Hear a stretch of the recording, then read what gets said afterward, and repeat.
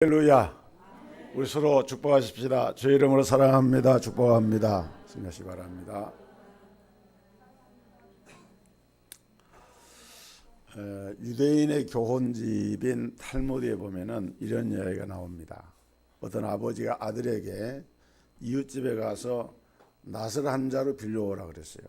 그래서 그 아들이 아버지 심부름을 갔습니다. 낫을 좀 빌려주세요. 그런데 그 주인이 빌려질 않았습니다. 지금 뭐 낫이 필요한 때도 아닌데 무슨 낫을 빌려달라 그러느냐. 그리고 낫을 안 빌려줬어요. 이제 이 아들이 그냥 돌아왔습니다. 근데 며칠 후에 이번에는 그 낫을 빌리러 갔던 그 집에서 사람이 왔습니다. 낫이 필요하니까 낫을 좀 빌려달라는 거예요. 그래서 아버지가 선뜻 낫을 빌려줬습니다.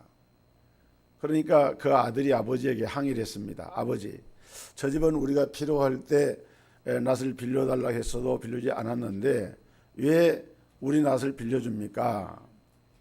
그러니까 아버지가 아들에게 이렇게 말했습니다. 저 집에서 빌려주지 않았기 때문에 우리도 빌려줄 수 없다고 하면은 그건 복수를 하는 것이다.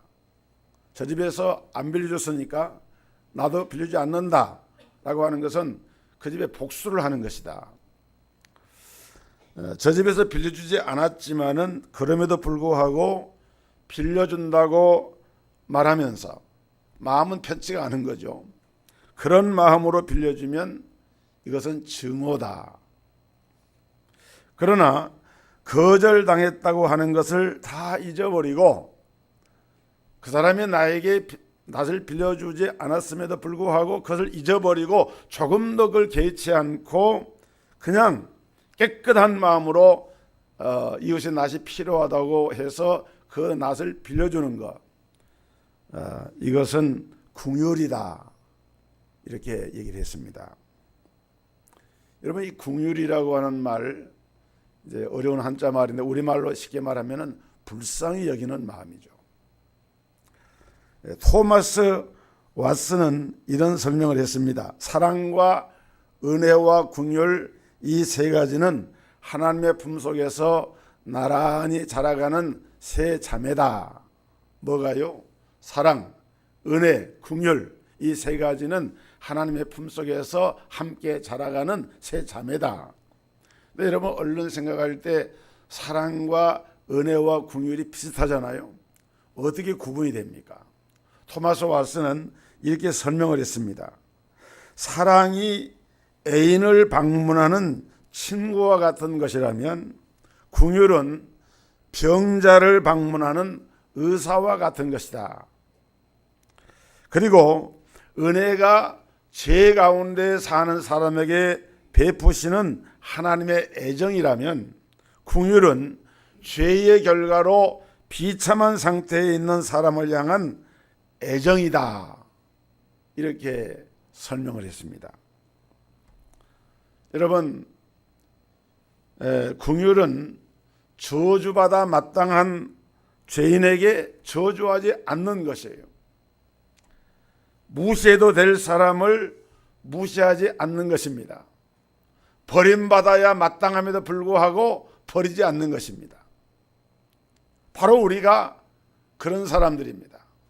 하나님께로부터 저주를 받아야 하고 버림을 받아야 되고 무시를 당해야 되고 그런 죄인임에도 불구하고 하나님은 우리에게 긍휼을 베풀어 주시고 하나님의 자녀라 거룩한 성도라고 하는 존재로 불러주셨습니다.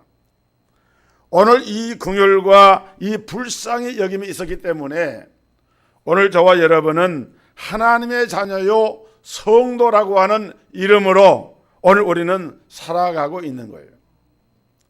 히브리어로 이 긍휼을 라훔이라고 말하고 긍휼히 여긴다라고 하는 말을 레훔이라고 말합니다. 그런데 어머니의 태, 모태라 그러죠. 이 어머니의 태를, 이 자궁을 히브리 말로는 레헴이라 이렇게 씁니다. 긍휼히 여긴다 라고 하는 단어, 이 자궁이라고 하는 이 라움이라고 하는 단어에서 어머니의 태를 말하는 자궁이라고 하는 그런 용어를 이제 쓰고 있는 거예요. 그래서 어느 학자들은 이 자궁이라고 하는 이 렘이라고 하는 이 명사에서 궁유를 뜻하는 렘이라고 하는 이 말이 파생을 했다, 이렇게 설명을 합니다. 왜 이런 설명을 하느냐? 여러분, 어머니의 태 안에 있는 어린 생명은 그 모태에서 생명이 조성이 될 때에 자기 스스로는 아무것도 할 수가 없습니다. 다만 어머니의 그 몸 안에서 어머니가 공급하는 양분과 양식을 받아가지고 모태에서 하나님의 생명, 하나의 생명이 조성이 되어지고 성장을 해서 하나의 생명체로 성장해 나가게 됩니다. 다시 말하면 어머니가 건강을 잃어버리면 아이도 건강하게 자라지 못하는 것이죠. 어머니가 생명을 유지함으로 그 어린 태아도 동일한 생명을 유지하면서 자라게 됩니다. 그렇기 때문에 이 자궁은 어머니의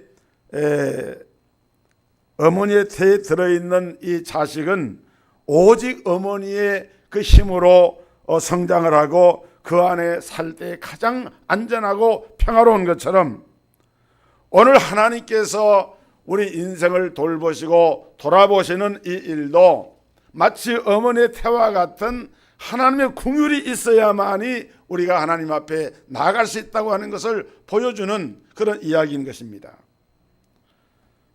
여러분, 어린애기가 이렇게 막 보채고 울면은 엄마가 가슴에 안고 아기를 이렇게 등을 토닥토닥 때려주잖아요. 그러면은 그 소리가 아이가 느끼기를 그 자궁 안에서 자랄 때에 어머니의 심장 소리를 듣는데요.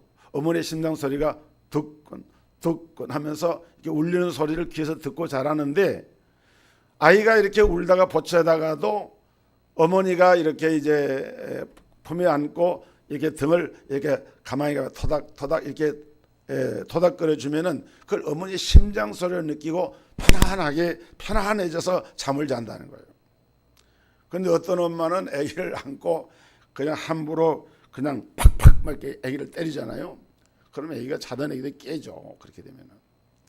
그러니까 중요한 것은 하나님의 사랑, 하나님의 놀라운 은혜, 이 모태인 레헴이야말로 이것은 사랑의 고향이고, 그처럼 하나님의 긍휼은 우리의 행복의 모태와 같은 것이 되기 때문에 오늘 우리 성도들에게도 이 사랑의 모태와 같은 하나님의 긍휼이 오늘 여러분의 있음을 믿으시기를 주의 이름으로 축복합니다.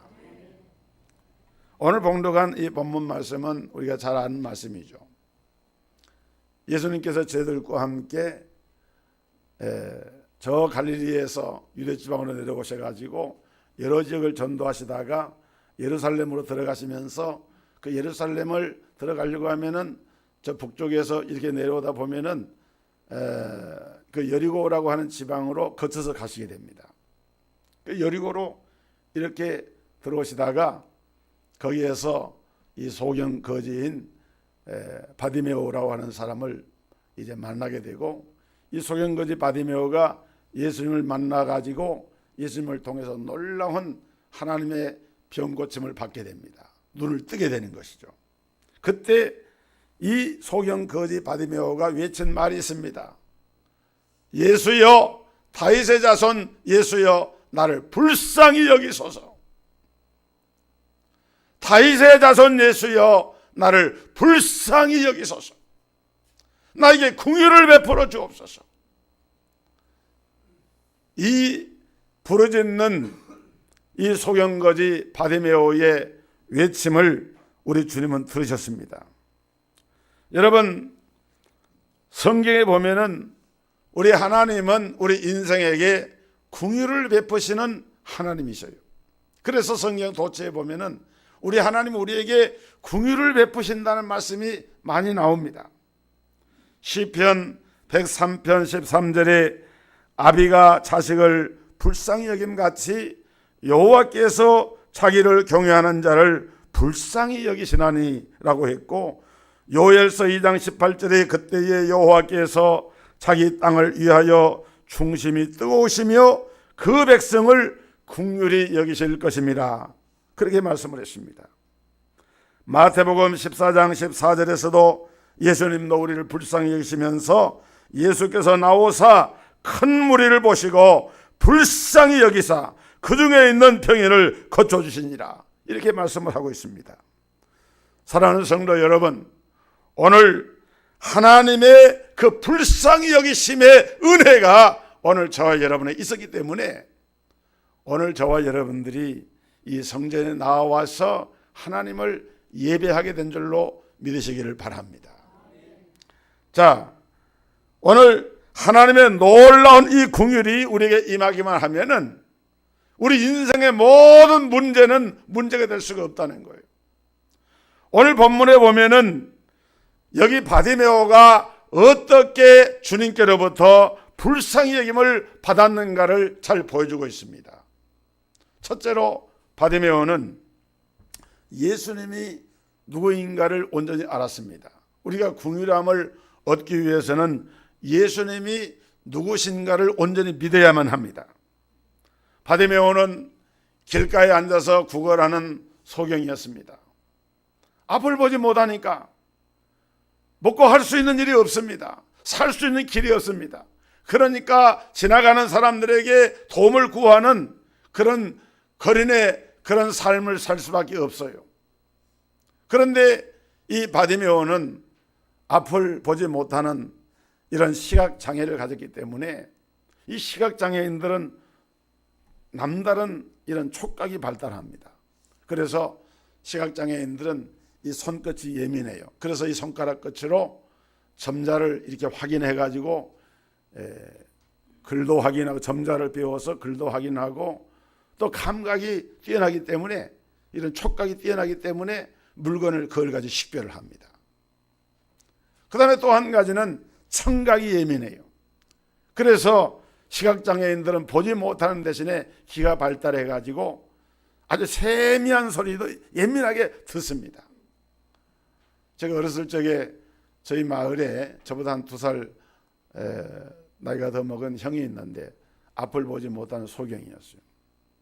그분도 나중에 예수 믿고 아주 신앙생활을 잘 한다는 얘기를 들었는데, 어렸을 적에는 그래서 우리가 그냥 놀리고 그래서 동네에서 이렇게 놀면서, 근데 이렇게 뒤에서 뭔 말을 해도 얼른 뒤로 탁 돌아서 가지고는 어딘지 금방 알아요. 그래서 술래잡기 같은 걸 하면은, 술래잡기를 하면은 소경이 된 사람에게 잘 걸립니다. 아주.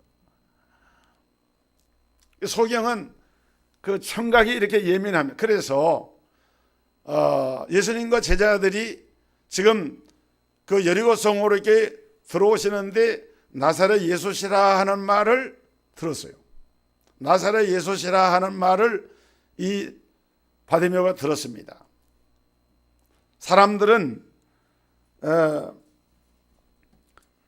예수님에 대한 그런 이야기를 들을 때 그냥 그 보통으로 생각하고 듣고 말았겠지만은, 그러나 이 바디메오의 마음속에는 예수님에 대한 들었던 이야기가 있었습니다. 잘 모르지만 예수님께 대해서 평상시에 들었던 이야기가 있는데, 이미 이 지금 마가복음 10장이 기록된 이 배경을 보면은, 앞뒤 문장을 보면은 예수님은 바로 이 사건 이후에 예루살렘에서 마지막 다락방 강화를 하고, 그 다음에 제자들에게 발을 씻기시고, 발을 씻겨주시고, 그리고 이제 예수님은 십자가를 지시기 위해서 나가게 됩니다. 그러니까 이 마가복음은 다른 복음서와 다르게 그 사건 중심으로 간략하게 예수님의 생애를 기록을 했고, 또 마가복음이 전체 복음서에서 가장 짧죠. 짧으면서도 그 내용에 빠져서는 안 되는 중요한 사건들이 다 거의 다 기록이 됩니다. 그런데 이 마가복음 10장의 이 내용은 예수님께서 지금 이 사건 이후에 얼마 있지 않으면 십자가를 죽으시는 거예요. 그러니까 이미 공생애의 말기에 와 있는 거예요. 그러니까 예수는 지금까지 갈릴리나 가버나움이나 유대나 사마라 여러 지방에서 행하셨던 많은 이적과 기사와 능력에 관한 것들을 바디메오는 들었던 거예요. 아, 나사렛 예수시라. 나사렛 예수, 그분은 다윗의 자손이야. 그래서 바디메오는 예수님을 향해서 말할 때 다른 말 한 게 아닙니다. 다윗의 자손이여 나를 불쌍히 여기소서. 여러분, 이건 굉장히 중요한 거예요. 왜냐하면 다윗의 자손이라고 하는 말은 보통 말이 아닙니다. 우리나라에서는 뭐 김씨면 김씨, 박씨면 박씨, 채씨면 채씨, 아무개 채씨 집안의 몇 대 손이야, 이런 말 보통 하지 않습니까? 그건 그냥 그 집안의 그 가문의 계대, 가문의 후손이라는 그런 의미밖에 안 되는 거죠. 그러나 유대 사회에서 다윗의 자손이라고 하는 말은 일반적인 그런 어떤 집안의 후손이란 말이 아니고, 성경에 적어도 하나님의 말씀을 연구하는 성경학자들에 의하면은 다윗의 자손이라고 하는 말은 그분은 바로 메시아다, 그리스도다 하는 말과 동일한 말인 거예요. 왜냐하면은 메시아가 오시는데, 그리스도가 오시는데 그분은 다윗의 자손으로 오신다라고 성경에 말씀되어 있기 때문에 성경을 조금이라도 깊이 있게 관찰하고 연구하고 묵상하는 사람들은 다윗의 자손이라고 하는 이 말을 보통 말로 듣는 것이 아닌 거예요. 그러면 메시아가 오시면 어떤 일을 하느냐? 이사야서 35장에 보면은 선지자 이사야에게 이렇게 증거했습니다. 소경이 보게 된다.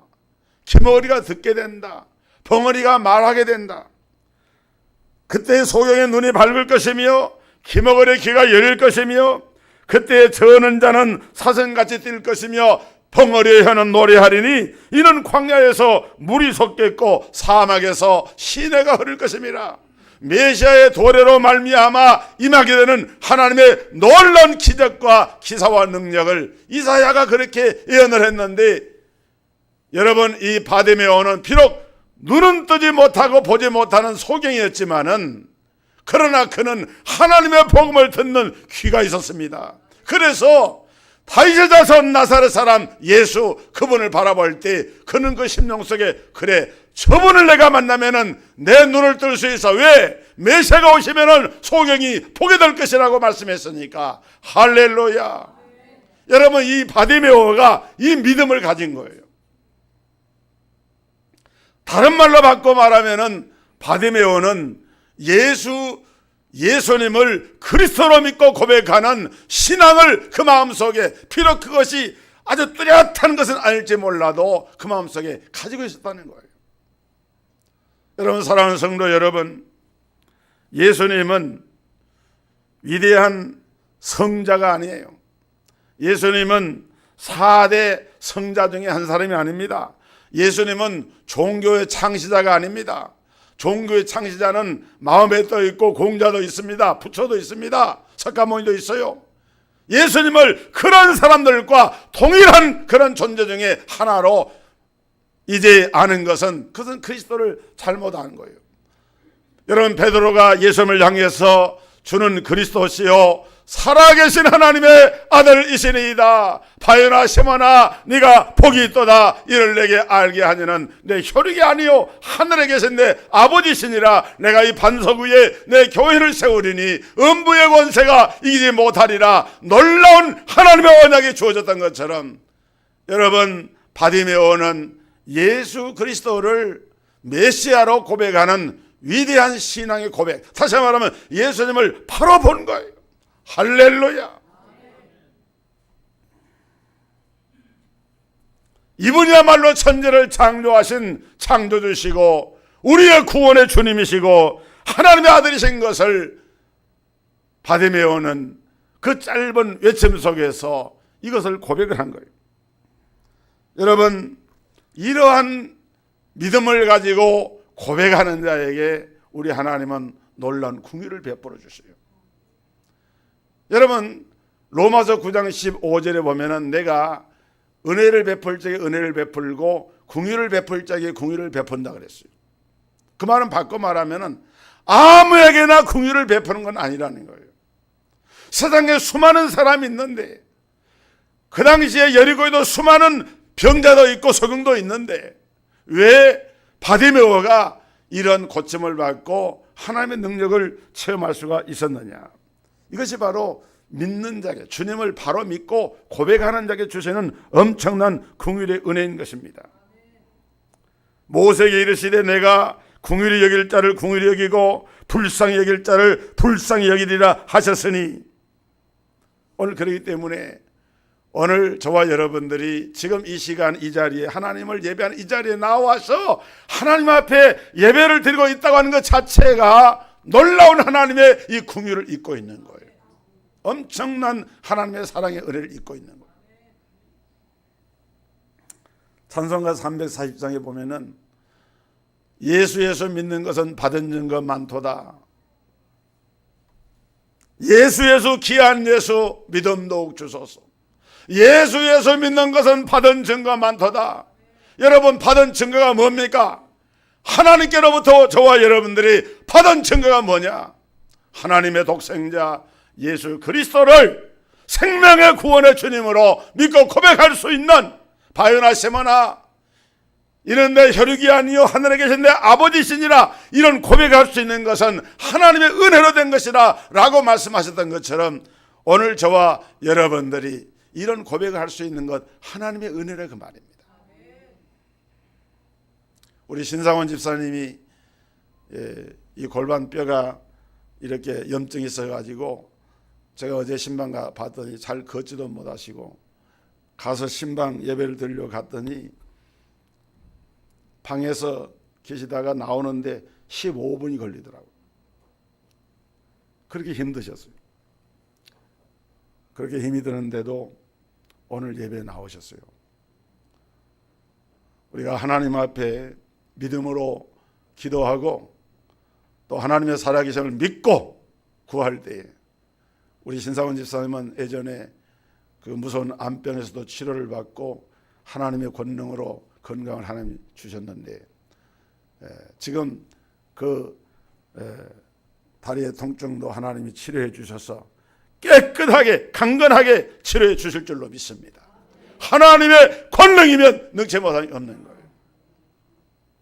그렇기 때문에 우리는 예수 믿는 것은 받은 증거 많도다, 입으로 시인하고 확신하고 믿음으로 나가야 되는 거예요. 두 번째로, 주님의 긍휼을 받으려고 하면은 가로막는 환경을 이겨야 됩니다.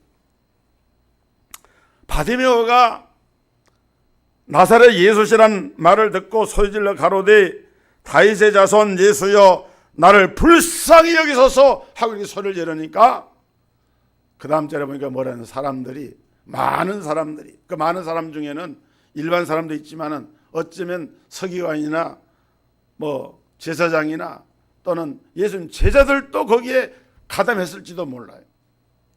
꾸짖어 가로되 잠잠하라. 꾸짖어 가로되 잠잠하라. 여러분, 이 꾸짖다고 하는 말은요, 예수님께서 귀신을 향해서 꾸짖었어요. 그때 쓰는 말입니다. 인격적으로 그 상대에 대해서 상대를 아주 모멸감을 주는 용어예요. 꾸짖다. 그냥 부모님이 자녀들에게 잘못했을 때 꾸짖는 그런 형태가 아니고, 여기서 이 꾸짖는다고 하는 것은 그 상대의 인격적인 모멸감을 주는 거예요. 왜 모멸감을 주는 줄 아십니까? 여러분, 요한복음 9장에 보면은 거기 날 때부터 소경된 사람을 두고 예수님 제들 가운데 이렇게 토론이 이루어집니다. 이 사람이 소경으로 난 것이 누구의 죄로 인함입니까? 자기의 죄 때문입니까? 부모 죄 때문입니까? 예수님께서 이 사람의 죄도 아니고 그 부모의 죄도 아니고 이 사람을 통해서 하나님의 일을 나타내고자 한다. 하나님의 영광을 위한 것이다. 이 말은 무슨 말이냐면, 이 이야기의 배경을 우리가 살펴봐야 되는데, 그 당시 유대인들은 사람이 날 때부터 소경이 된다 그러면은 그건 분명히 죄 때문에 그런 것이다. 죄를 범해서 죄 때문에 이런 불행이 왔다라고 사람들은 전제를 하는 거예요. 여기 지금 바디메오에 둘러서 있는 사람들도 가만히 보니까 소경인데, 소경으로 구걸하는 사람이 예수님을 향해서 뭐 다윗의 자손이 어쩌고, 다윗의 자손이라는 말을 함부로 하신 말이 아니거든요. 그런데 이 소경이 예수님을 향해서 그렇게 말하니까 네 주제를 알아야지. 네가 죄인이 돼가지고 감히 예수님을 향해서 그렇게 불러? 라고 하면서 꾸짖으면서 잠잠하라라고 말한 거예요. 여러분, 이런 상황이 되면은 사람은 자격지심이라는 게 있어가지고 자기 안에 어떤 결핍되거나 자기 안에 약점이 있거나 이렇게 되면은요, 사람이 그것을 건드리면은 견디질 못하는 거예요. 그래서 그 약한 부분을 건드리면은 자존심에 상처를 입기 때문에 말을 하려다 입이 쑥 다물어지는 거예요. 이 바디메오가 지금 그런 상황입니다. 그런데 바디메오는 그렇게 꾸짖고 막 이렇게 잠잠하라고 하는 그런 사람, 성경에 보니까 뭐라 했습니까? 더 큰 소리로 부르짖어 가로되 다윗의 자손이여 나를 불쌍히 여겨 주옵소서. 할렐루야, 할렐루야. 여러분 한번 따라해 보세요. 다윗의 자손 예수여 나를 불쌍히 여기소서. 이게 뭐냐면은 우리가요, 신앙생활을 이렇게 할 때에 우리를 가로막는 장애요소가 많아요. 그것이 사람일 수도 있고 사건일 수도 있고 환경일 수도 있고, 대개 경우는 사람을 통해서 그런 게 옵니다. 사람도 가까운 사람, 여기도 보면은 예수님의 제자들, 측근들 얼마나 큰 상처가 되겠어요. 그런데 중요한 것은 우리가 신앙의 전진이라고 하는 것은 우리가 눈을 들어서 주님을 바라보고 가는 거예요. 하나님을 향해서 가는 거예요. 그러기 위해서 우리 가운데 뭐가 있어야 되냐? 열정이 있어야 됩니다. 이번에 평창올림픽이 오늘 끝나는데 평창올림픽 주제가 뭐냐면 패션, 열정이란 말이거든요. 뜨거운 열정을 가지고 우리 한국 선수단들이, 이승훈 선수 보세요. 나이가 30살입니다. 그런데 매스 스타트라고 하는 경기가 있더라고요. 매스라고 하는 말은 그 출전한 선수들이 전체가 다, 이 대중이 다 그런 뜻이거든. 매스 스타트, 전체가 다 한꺼번에 출발해가지고 400m 트랙을 14바퀴를 도는 거예요. 그런데 보세요. 그 정재원 선수도 물론 리딩을 잘했지만은 우리 선수들, 제가 어떤 기록에 보니까 이번에 그 이승훈 선수는 그 올림픽 거기에 금메달 따기까지요 34,500m를 달렸다 그러더라고요. 공식 경기의 기록만 34,500m, 30km. 그건 뭐냐면은 열정입니다. 그래서 자기가 뛰던 것 때는 후배들과 함께 이 경기를 하고 그러면서도 그렇게 정말 우리에게 감동을 주는, 꼭 그 메달을 따서만, 메달을 따지 못한 선수들도 그 땀을 흘리고 애를 써서 그야말로 경기에 임하는 그런 자세를 보면은 우리 선수들 양서 우리가 다 박수를 쳐야 돼요. 정말 저게 정말 아름다운 모습이다. 우리 현장에는 없지만은 한번 박수 한번 칩시다. 우리 선수들. 감사한 일이죠. 그런데 스포츠나 우리 인생의 삶이나 우리 신앙이나 바디메오처럼 아무리 장애물이 있어도, 난관의 장벽이 있어도, 나를 향해서 핍박하고 대적하고 시험을 주는 이런 일이 있어도 포기하거나 낙심하는 것이 아니라 하나님의 언약의 말씀을 붙잡고 그 난관을 헤쳐서 나아가는 것. 여러분, 그것이 바로 바디메오가 하나님 앞에 고침을 받을 수 있었던 그와 같은 이유였어요. 나는 볼 수 없어서, 나는 힘이 없어서, 나는 죄인이라고 사람들이 지목을 해서 그렇게 하면서 그냥 주저앉았으면 결코 그런 역사가 일어나지 않았을 것입니다.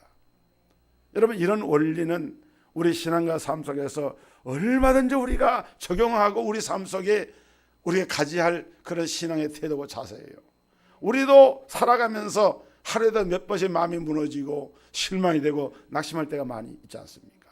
그럴 때마다 우리는 바디메오처럼 다윗의 자손 예수여 나를 불쌍히 여기소서.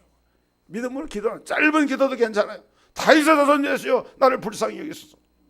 그러면은 주님은 어떻게 합니까? 성경에 보니까 예수님께서 멈추어 서서 가로되, 그 바디메오가 외치는 소리를 듣고 예수님이 그냥 어쩌다 가만히 그냥 어떤 우연히 발을 멈춘 것이 아니라 그것이 매칭이 된 거예요. 그 말을 딱 들으면서 예수님이 가던 발걸음을 딱 멈춰 섰습니다.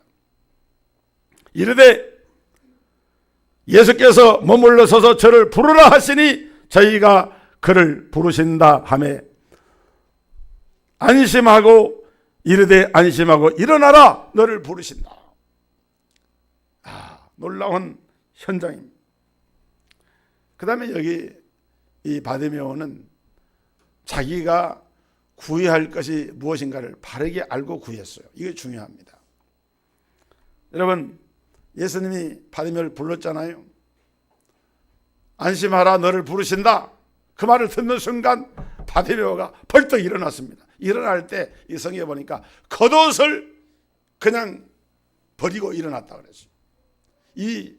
지금 여러분 우리나라는 옷이 많습니다. 저도 옷이 많아서 그 입던 옷이 사모가 자꾸 그래요. 왜 당신은 옷을 사서 입기만 하고 버리지 않느냐고. 그래서 보면은 옷이 많아요. 일부 저기다가 그 세탁 저거 하는데 어디입니까? 저 헌옷 수거하는 데 갔다가 이렇게 얼마 전에 갖다 버리고 그랬는데 그래도 많이 있더라고요. 근데 우리는 옷이 이렇게 풍족하지만은 그 당시 위대 사회에서 옷은요, 이거는 굉장히 중요한 거예요. 그다음 특히 겉옷은 말하자면 잠잘 때 이불도 되고 외출할 때 외출복도 되고 모든 생활의 공간에 그것이 없으면 안 되는 거예요. 그러니까 적어도 이 소경거지 바디메오가 그냥 겉옷을 버려두고 일어나 주를 쫓아다니는 말은 우리가 단순하게 현재 우리 시각에서 이걸 보면 안 돼요. 그가 지금까지 그를 우리가 이름하는 소경거지 바디메오 이렇게 이름하는 지금까지의 삶의 그런 옷을 벗어버린 거예요. 나는 이제 더 이상 소경도 아니다. 거지도 아니다. 나는 자유인이고 내 앞에는 새로운 삶이 열려지고 나는 이제부터 새로운 삶을 출발한다 라고 하는 그런 선언을, 자기 선언을 한 거예요. 이게 중요한 거예요. 여러분, 이것은 우리가 꼭 무슨 나이가 많고 적고를 떠나서 우리는 날마다 이런 삶의 경신이 이루어져야 되는데 우리의 겉을 버려야 돼요. 그래서 히브리 기자는 히브리 12장 1절에 모든 무거운 것과 얽매기 쉬운 죄를 벗어버리고 인내로서 우리 앞에 당한 경주를 경주하며 그랬어요. 우리가 벗어버려야 할 우리의 자존심의 옷, 우리가 벗어버려야 할 우리의 체면의 옷, 우리가 벗어버려야 할 어떤 인간적인 창피함의 옷, 이런 것들을 벗어버리고 예수님 앞에 나아갈 때는 당당하게, 의젓하게, 담대하게 하나님 앞에 우리가 나가는 거예요. 그럴 때 하나님이 그 모습을 기뻐하십니다. 여러분, 이 예수께서 이렇게 예수님께 다가오는 그 바디메오를 향해서 이상한 질문을 했습니다. 예수께서 51절에 보면은 예수께서 일러 가라사대 네게 무엇을 하여 주기를 원하느냐? 여러분, 예수님이 몰랐을까요? 소경거지가 나를 불쌍히 해달라 그러는데 그 사람이 무슨 동양 한번 해달라고 이렇게 불쌍히란 말 아니잖아요. 예수님은 다 아셔요. 그런데도 불구하고 물으셨어요. 내게 무엇을 하여 주기를 원하느냐? 그때 바디메오가 이렇게 얘기합니다. 주여, 보기를 원하나이다. 보기를 원하나이다. 여러분, 우리가요, 아무리 우리 마음에 가지고 있어도요, 또 예수님 그것을 알아도요, 에스겔서에 보면 그래도 하나님 우리 모든 것을 아시지만 그래도 내 백성이 구워야 할지니라, 그런 말씀이 있어요. 우리 주님이 우리 형편을 다 아시고 우리 삶을 인도하신다 해도 우리가 내 입으로, 내 입술로 주님을 향해서 내가 주여 보기를 원하나이다 라고 고백하는 그 고백과 함께 그것이 바로 주님을 향한 우리 신앙의 고백이 되는 거예요. 그것이 필요한 거예요. 그래서 예수님이 선언했습니다. 예수께서 일러 가라사대 이르시되 가라, 내 믿음이 너를 구원하였느니라. 내 믿음이 너를 구원하였느니라. 그래서 그 다음에 뭐라 그랬습니까? 제가 곧 보게 되어 예수를 길에서 쫓으리라. 그 자리가 스파크가 일어난 거예요. 그 자리가 하나님의 기적이 나타난 거예요. 그 자리에서 속이 눈을 번쩍 뜬 거예요. 이런 신봉사가 연당수에 몸을 바쳤던 딸 심청이로 인해서 나중에 눈을 뜨잖아요. 그건 우리의 하나의 동화 심청전 전래 소설이지만은 그 얼마나 그 광경이 우리가 그걸 극으로 이렇게 볼 때 참 감동이 됩니까? 그런데 예수님은 뭐 연당수에 몸 던질 것도 말 것도 없어요. 그냥 주님이 선언한 거예요. 네? 그러니까 즉시로 내 믿음이 너를 구원하였느니라 선언하자마자 즉시로 눈을 뜨게 보게 되었고 예수님을 따르게 되었다.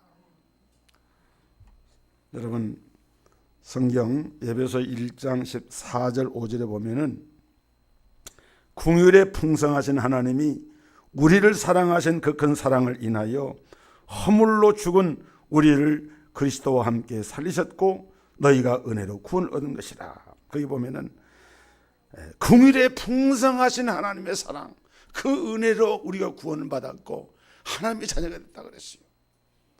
오늘 이 풍성한 하나님의 긍휼과 불쌍히 여기심이 단순한 동정심이 아니라 우리 인생 문제의 모든 해결점이 여기 있는 것을 알고 바디메오처럼 주님을 향해 나아가는 이런 복된 성도들이 되기를 주의 이름으로 축복합니다. 하나님 감사합니다. 오늘 바디메오가 소경으로 거지로 살았지만은 나사렛 예수시라는 말을 듣고 다윗의 자손 예수여 나를 불쌍히 여기소서 절규하고 주님 앞에 나아갈 때 내 믿음이 너를 구원하였느니라 주님의 말씀과 함께 즉시 보게 되어 예수를 따르게 되었다고 말씀을 했습니다. 우리 성도들에게 저들의 삶의 현장에 하나님의 기적이 나타나게 하시고 예수 이름의 능력으로 말미암아 하나님의 긍휼히 여기시는 놀라운 풍성한 복을 누리는 복된 성도들이 다 되게 하여 주옵소서. 예수 그리스도 이름으로 기도하옵나이다. 아멘.